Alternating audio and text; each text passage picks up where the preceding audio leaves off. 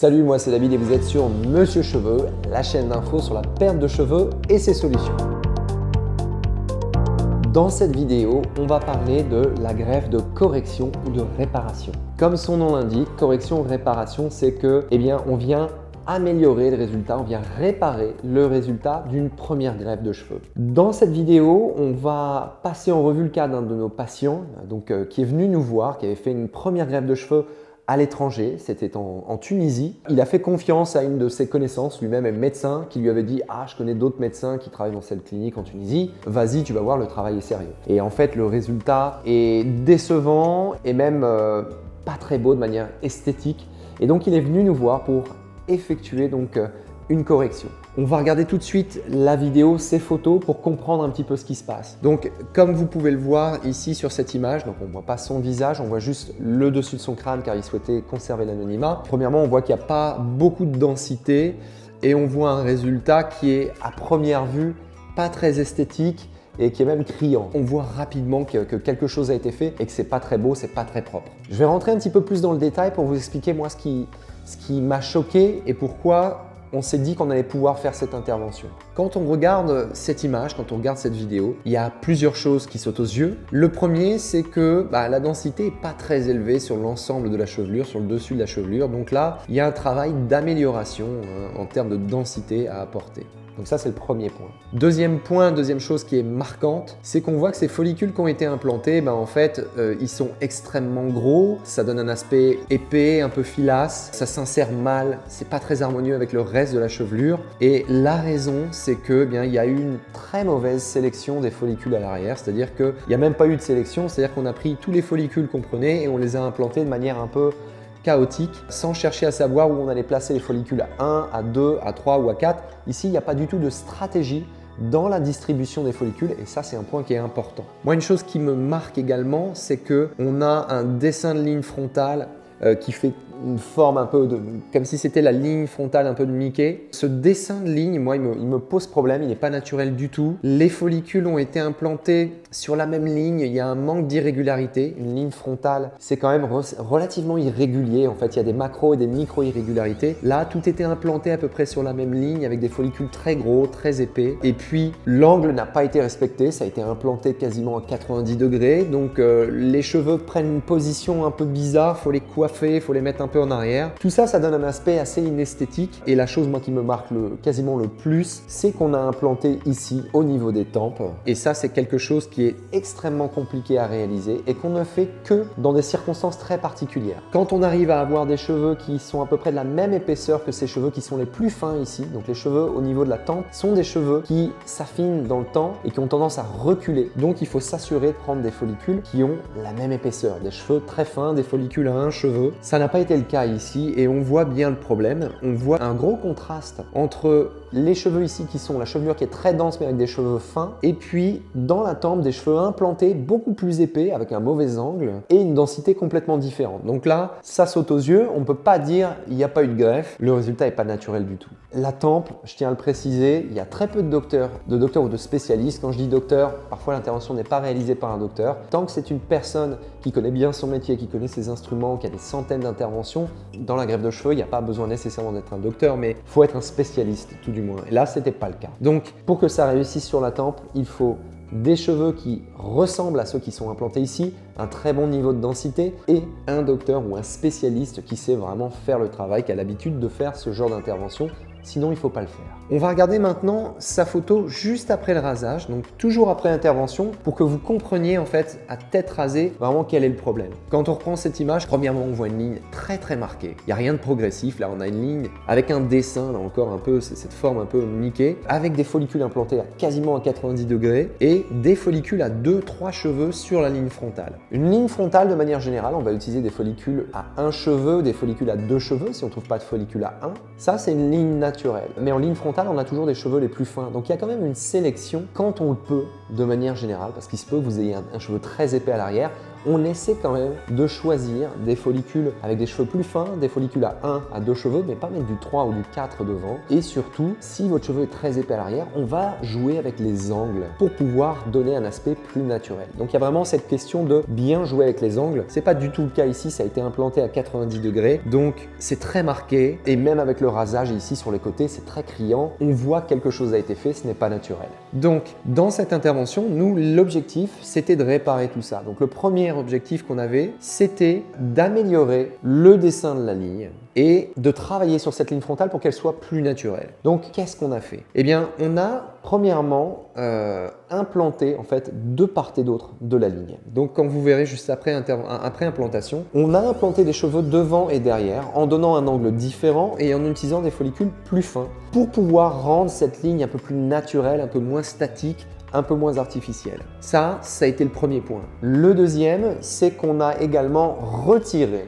des follicules au niveau des tempes. Donc ça, je vais vous montrer la vidéo pour bien vous expliquer comment on fait. Le fait de retirer ces follicules au niveau des tempes, ça nous permettait d'enlever un peu ce contraste, de casser ce contraste qu'il y avait avec les côtés et le dessus, avec ce manque de densité, ce qui n'était pas naturel du tout. Donc on a enlevé ces follicules et ensuite on a densifié tout le dessus du cuir chevelu, mais avec un focus plus important sur la partie frontale, centrale et un peu plus au niveau de la tonsure également, donc ce qui était son objectif. Donc dans cette intervention, nous, on a extrait 4409 follicules. Le ratio était à 2,01, ça veut dire qu'en moyenne, on a à peu près, donc c'est une moyenne, 2 cheveux par follicule, qui donne à peu près 8703 cheveux. C'est ce qui a été implanté, 4409 follicules implantés pour 8703 cheveux et on a également du poil de barbe. On a à peu près 200 follicules de barbe qui sont comptabilisés également dans ce chiffre qu'on a utilisé au niveau de la tonsure. Donc, comme vous pouvez le voir dans cette image, on a donc densifié un petit peu l'ensemble et de manière assez homogène. Maintenant, je vais vous montrer le geste qu'a fait le docteur. Donc, dans cette vidéo, on voit le docteur extraire les follicules au niveau du front. Donc, pour extraire ces follicules, elle a utilisé un punch, donc un punch rotatif. Donc, c'est une petite aiguille qui tourne, actionnée par un moteur, et elle est venue la placer autour des follicules et on voit elle le fait pénétrer d'1 ou 2 mm. Elle détourne tous les follicules, là on voit le détourage et ensuite elle retire tous ces follicules. Donc on voit qu'elle a retiré une bonne partie, je dirais à peu près 70-80 follicules de chaque côté du visage, ce qui permet de casser en fait cet effet de ligne un peu en forme de Mickey comme je disais, donc l'atténuer au niveau des golfs, même si elle reste quand même comme une vague.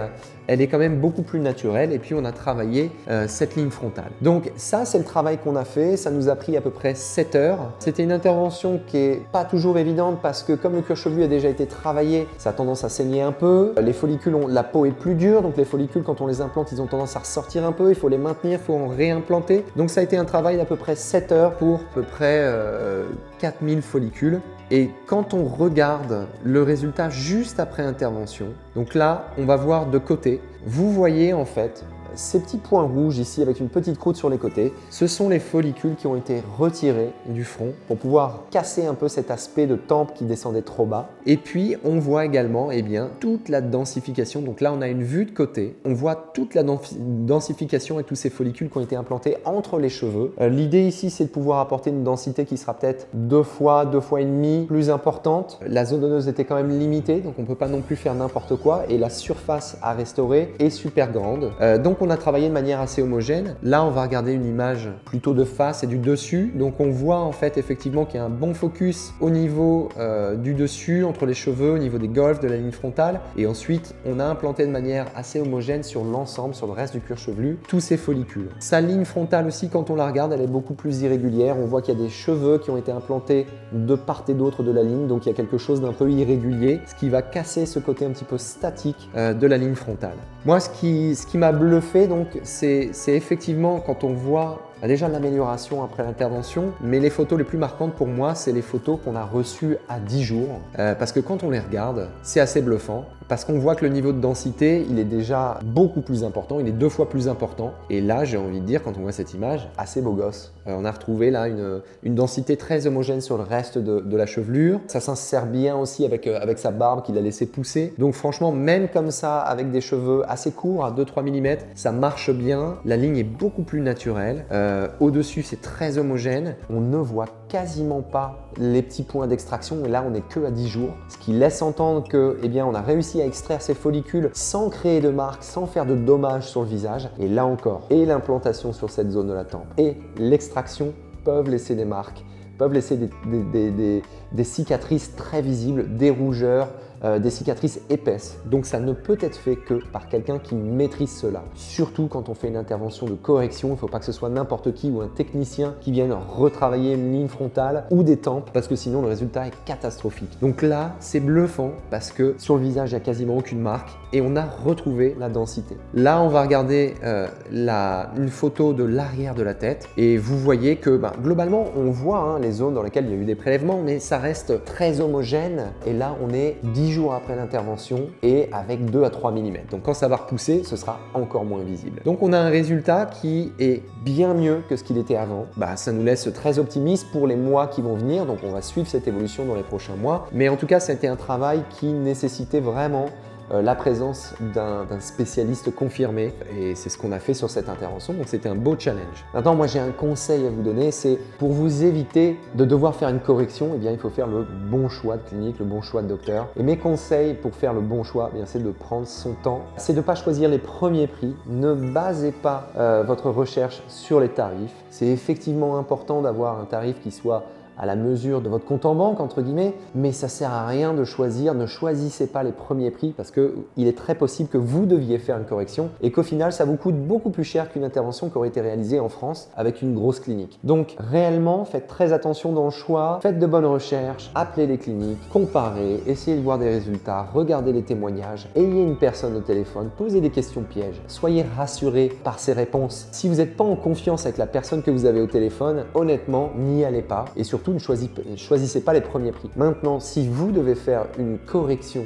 d'une greffe et que c'est possible, parce que dans certains cas, malheureusement, s'il n'y a plus de zone donneuse à l'arrière, si on a prélevé trop de cheveux à l'issue d'une intervention, on ne pourra pas corriger grand-chose. On pourra peut-être retirer quelques follicules en ligne frontale, mais on ne pourra pas disposer de plus de cheveux pour améliorer la densité, par exemple. Donc, si vous devez faire une correction, premièrement, il faut pouvoir la faire. Et deuxièmement, choisissez, là encore, une clinique qui sait ce qu'elle fait, qui a l'habitude de faire des corrections, qui travaille avec des spécialistes qui connaissent leur métier et non pas un ensemble de techniciens qui travaillent à 8 pour aller plus vite et pour le mettre le maximum de follicules parce que malheureusement, quand c'est l'objectif qu'on recherche, les risques de complications, de nécrose et de toutes ces choses-là, ou même de zones qui ont été trop extraites, où on voit complètement au travers, sont fortement accrus. Donc faites très attention au choix. Voilà, j'espère que cette vidéo vous a plu et vous a donné un peu d'espoir si vous devez faire une correction. N'hésitez pas à la liker, abonnez-vous à cette chaîne si vous souhaitez avoir un petit peu plus d'infos sur la perte de cheveux, sur la greffe de cheveux, sur ces solutions. Je vous invite également à partager cette vidéo et